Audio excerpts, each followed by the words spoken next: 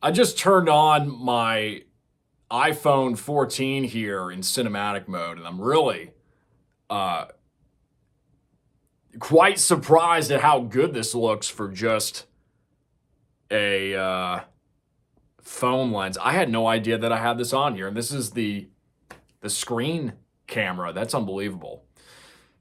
I wanted to make this quick video. I get asked a lot, speaking of cinema, I get asked a lot about, Jason, how do you get into the acting industry? I'm thinking about getting into the acting world, which, if you are, boy, do you have a lot of fun, interesting experiences that you will experience. Um, my biggest piece of advice, and for those of you who are not familiar with my career, check out some of the links below. I've been in various film and TV projects that have been seen by millions, tens of millions. I am not a household name actor at this point in my career, but I've had the honor and privilege of being in a part of some great projects, including Homicide Hunter, the 1-800-Flowers commercial campaign, Way to Wow, and all these other awesome spin-offs of that. So, the first thing you want to do, and I'm making this video on the fly. I really don't have any bullet points. I'm just going to kind of consciously streamline this for you. The first thing you want to do is really define what you want. If you're looking to get into it full time, that's going to be a different story versus dabbling in it as a hobby. You're going to need to take similar steps to do both of those routes. There's going to be similarities, but there are major differences. But the first step is to define what you want. Secondly, education is key. And that doesn't mean taking acting classes, which I highly recommend if you haven't done so, and just familiarizing yourself with the concepts, the key concepts that come with film acting, theatrical acting, commercial acting, all the different things, but really educating yourself with how this business works. And there's a lot of great material out there. I'm going to be making more videos on this YouTube channel on where you can learn more about that, but there are thousands upon thousands upon thousands of articles, videos on YouTube. Just Google and you will find pretty much whatever you're looking for. But it's not going to be a substitute for experience. I've probably been on, at this point in my career, well over 1,000, if not, I've actually kind of estimated this, probably 1,500 to 2,000 auditions in my lifetime, with a closing rate of typically 1 out of 20 if I'm really hot, maybe 1 out of 20 if I'm really hot, 1 out of 30, which is more normal. So just setting yourself up in your mind for the right terminology and the right expectations for what success is. So educating yourself. Number 3 is really tapping into networks. And with anything, starting out at a reasonable pace and getting your toes wet, so to speak.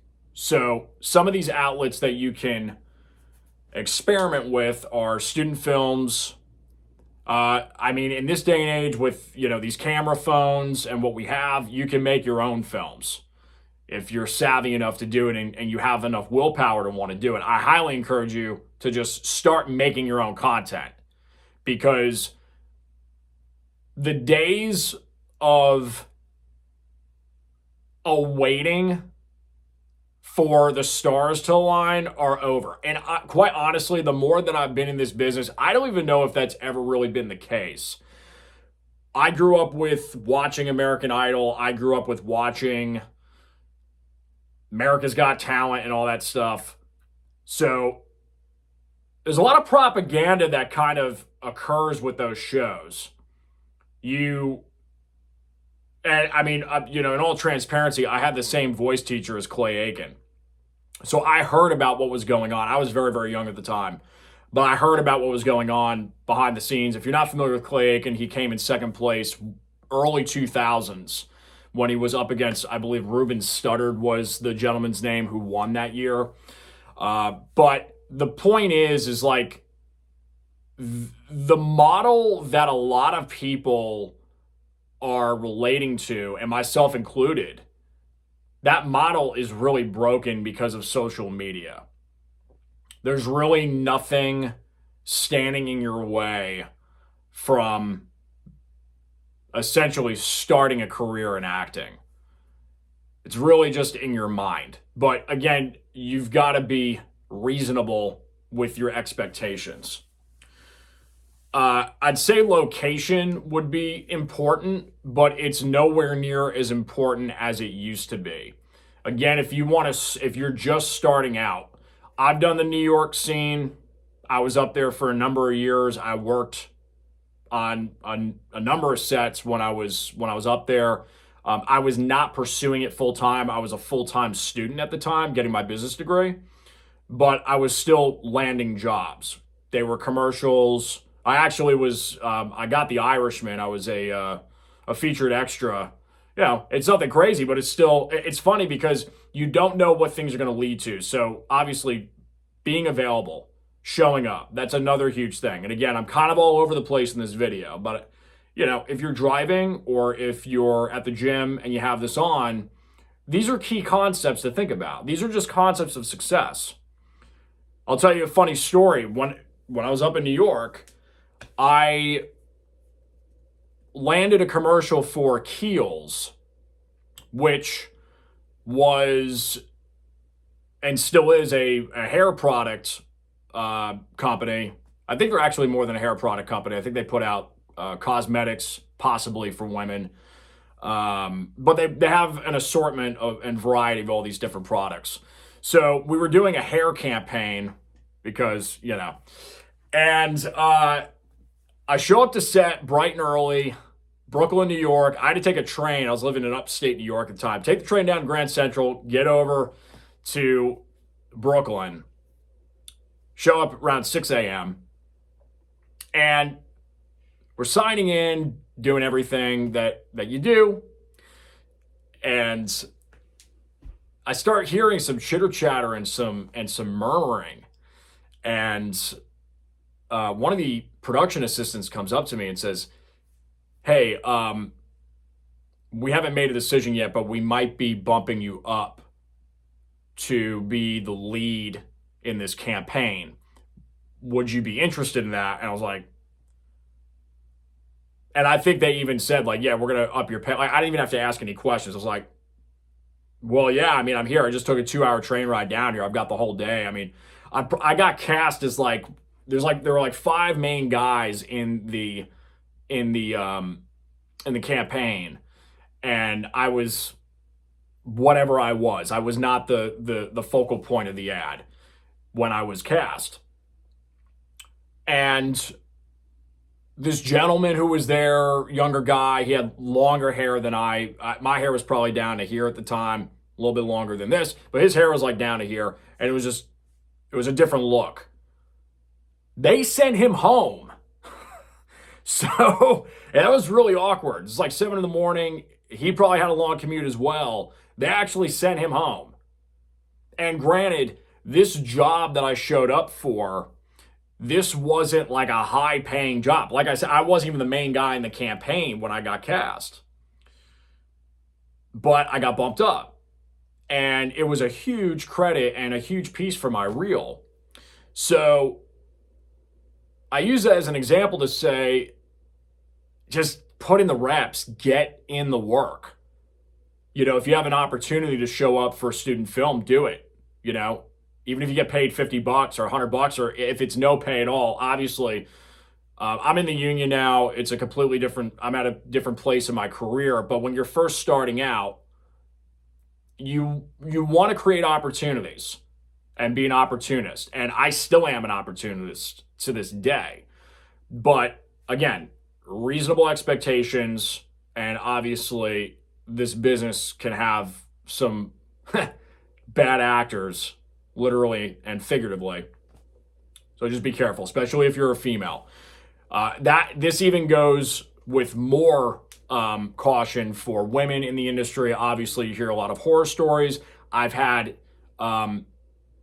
girlfriends in the past that have gone through this. I've had friends that, female friends that have gone through this, and just you hear these crazy, crazy stories. So, ladies, please be careful. You may want to think about having separate profiles. Again, back on the social media thing, you want to have a prominent Instagram, Facebook, YouTube's great, and IMDb as you start building up credits. I'm going to give you 4 websites that you should really consider, if not mandatorily, you need to be on in this day and age. Okay? Casting networks, Backstage, 800 Casting, and Actors Access. Okay? And then there's a 5th one, if I can remember what it is.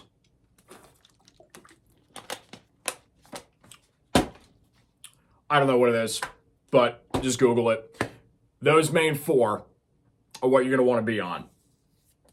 And at first, you don't need a whole portfolio. You just need some decent headshots. And here's another thing for you with headshots. Again, the game has changed. Do your research, Google. But I'm telling you, I've gotten cast more in the last 10 years with having a variety of shots. They have to be standardized. There needs to be a standard. But if you want to spend $500 or $1,000 on headshots, by all means, go ahead and do it. But you don't need it to get started. You don't need them to get started. You can literally start with just your phone on a mode like this, cinematic, or if you're doing stills, which preferably you'd be doing for photos, you flip it on to portrait mode and shoot away. Throw the timer on, give yourself 10 seconds. You want natural light and your eyes in focus up to about really the back of your head. And then like you can see here in this shot, you notice how the depth of field, that speaker over there and that lamp behind me are out of focus and my face is in focus. That's what you want for a headshot. Okay. So obviously headshots, your frame is going to be kind of like this, vertical. You can do it a variety of ways. I mean, you can always crop too. So if you want to take a shot like this, but work on angles. Another way you can do it is if you have a friend who's a photographer and you just give them a couple of examples. Again, just Google. I'm not going to give you everything in this video. I'm just giving you like a thumbnail sketch, a bird's eye view of really what to look for and how to use like search engines to your advantage. But, just look at great headshots that have been used by A-list actors, B-list actors, C-list actors, whoever, and just get an idea of what the look is. Like I said, play in natural light. You do not want any logos on your clothes for the most part, whatever. And, show off your features. Wear colors that complement your skin tone, that you feel like you own. Not just own, but that you feel comfortable in. And that also has to do with what type are you? A lot of casting directors, and that's a term that you'll hear regularly, casting directors. A lot of casting directors will kind of put you into a bin whether you want to be or not. So again, play to your strengths. If you have kind of like a more muscular build, show it off. You know, if you're a female with shorter hair, use it to your advantage. Take some shots that differentiate you. It's all about really putting a spotlight on you and what makes you unique and just rolling with it. And there's going to be a lot of people that are not going to cast you because of your features. There's been so many roles that I lost out to because my voice was too low, especially when I was younger, because I always had a lower voice, and because I wasn't blonde. So you want to talk about weird things going on in the political world, and I'm not going to get into that on this video, but I will say that acting is really the only occupation where you could have full discrimination against anybody and it doesn't matter. You will not get in trouble for it. Why? Because the script will call for, we need a white Caucasian male that's blonde and is between the ages of 25 and 35. Okay? I'm just going to say, a black guy's not going to get cast for that role. I'm not going to get cast for that role. So if you have darker skin complexion and you have dark hair, whether you're Caucasian or African American or what, like, you're not going to get cast for it. So it's kind of humorous, though, because it's the exact opposite of the corporate world. Anyway, I digress. So that's a little bit about appearance and headshots. If you've dabbled a little bit in acting before, or maybe you've created some social media content and you think it's got a good, strong vibe and presence for your on-camera skills, you can also create a reel, and I'll have those links down below. You can get a feel for those. A lot of that, all of that actually, now that I think of it, I can't remember a reel that I ever had that had like stuff that wasn't material that wasn't on TV or in films. Because the whole point of the reel is to showcase that, yes, I'm hireable. Yes, I've done work. This is what I do. And this is my range as an actor. So, but if you haven't acquired any real professional work for your reel, you can still, I've seen this where there's a lot of talent out there, a lot of friends of mine, they haven't really booked high caliber work, but they kind of post a student film. They post, maybe they did a music video for their friend's band, and they're getting work off of that reel. So don't discount what you have. You may have some great stuff. And again, have a friend. If you live next to the beach, if you're an attractive female, go to the beach, get some, I'm just saying, like, use discretion, but put the bikini on, take some shots. Like, go do it. So, and, take some video, take some stills. So, we covered some good ground here. We're just scratching the surface. When it comes to auditions, that process can be a labyrinth of things. It could be a variety of things. It could mean literally anything. It could mean saying who you are on camera for 20 seconds. Slating is another common term that's used in the acting community. So a slate can range from basically stating your name all the way to stating your name, height, who your agent is. It's another thing I should probably talk about. Management, whatever, dates that you're open for the shoot date. But again, a lot of details. I'm just giving you kind of bird's eye view.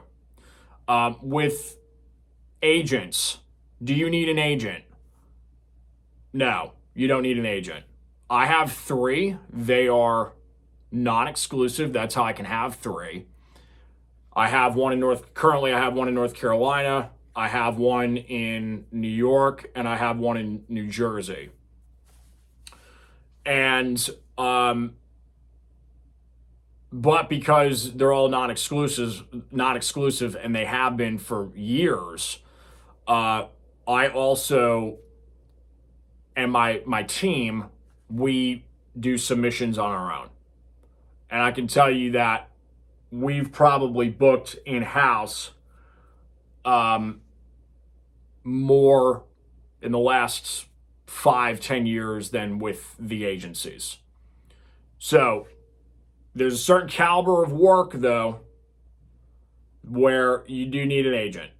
So it's a paradox. There's a little bit of a contradiction, but do you have to have an agent to start acting and make money in the acting world? No, you do not. So just know that. And a lot of this is just about doing the right things, staying consistent, being persistent, having a good attitude. Like, huge thing. Huge. And I have to, like I said, I've been doing this since I was like, I can't even remember. I started, my first modeling job was when I was 8 months old. I was a baby at a pool. And so I don't really remember a time when there wasn't a camera in front of me. But you always got to be cognizant of an attitude adjustment. It's all about perspective. So there will be times you send out self-tapes and you have no idea where they go. They're going to the casting director, but you have there's a lot of silent no's. There's a lot of ambiguity. You have no idea what's happening. You're not going to get any feedback. That is often, and you have to be okay with that. So, just again, reasonable expectations. We covered a lot. I'm probably forgetting a lot of things. I'm trying to think of, like, off the fly of anything really specific here that would be important to throw in. The acting or the auditioning process, like I was saying, I'll probably make some videos on that, on how to really have a great audition. And really, it's more of the philosophy of the auditioning process. There's a book that Bryan Cranston wrote. I love this book. I can't remember the title of it, but I think it was just his autobiography. And there's a quote in there that really struck with me years ago. Still remember it to this day, which is, when you, as an actor, are auditioning and you're presenting that audition, you're submitting that audition in, that self-tape in, you are giving the casting director and the producer and the director a gift, and that gift is you. And you're giving this gift with no strings attached. You're giving this gift unattached to any outcome.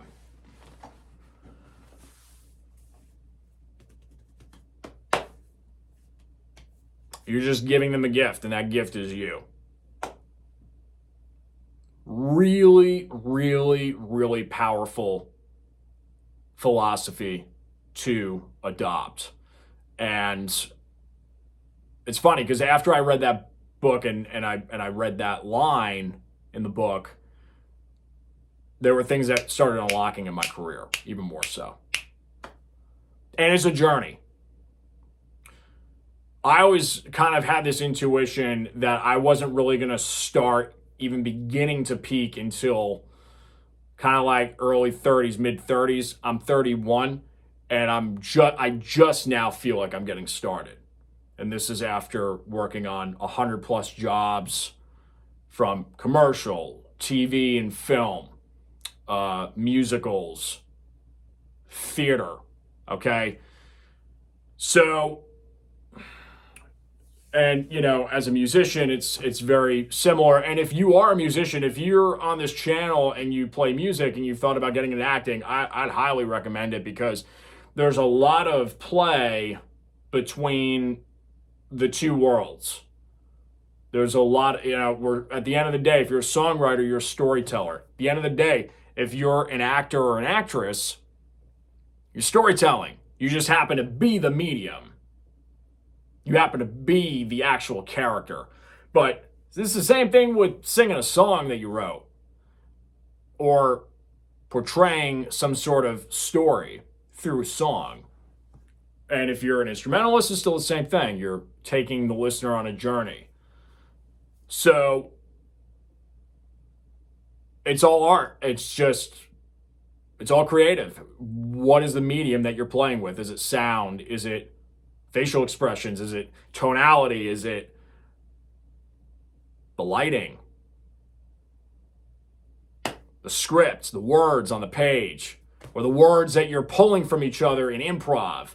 It's really, I mean, to me, it's all the same stuff. People ask me all the time, like, what would you rather do? Would you rather, you know, what do you enjoy more? Do you enjoy acting more or playing music? I mean, at the end of the day, if I can only pick one, it'd probably be music.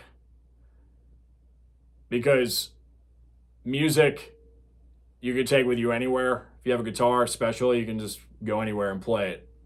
And if you're on a desert island, I don't know what acting's going to do for you, except, you know, there's a giant gorilla that comes out of the bush and you got to like act bigger than he is. It may save your life. I don't know. But I think you're going to get kind of bored and schizophrenic talking to yourself if you're on a desert island. But whatever.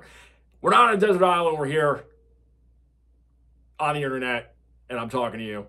If I ever am on a desert island, I won't be able to let you know that. But if I do come back, if I make it back, I'll let you know how that goes. And it just so happened that I didn't have a guitar. Maybe I did have a guitar. Whatever.